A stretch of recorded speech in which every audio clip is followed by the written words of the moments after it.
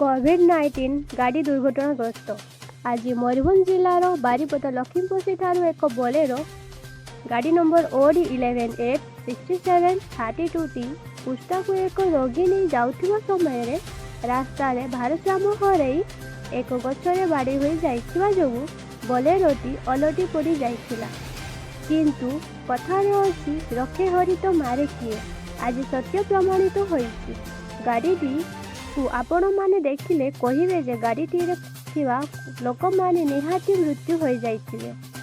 ଆମେ କହୁଥିଲୁ, ରଖେ ହରି ତ ମାରେ କିଏ। କାହାର କିଛି କ୍ଷତି ହୋଇନାହିଁ।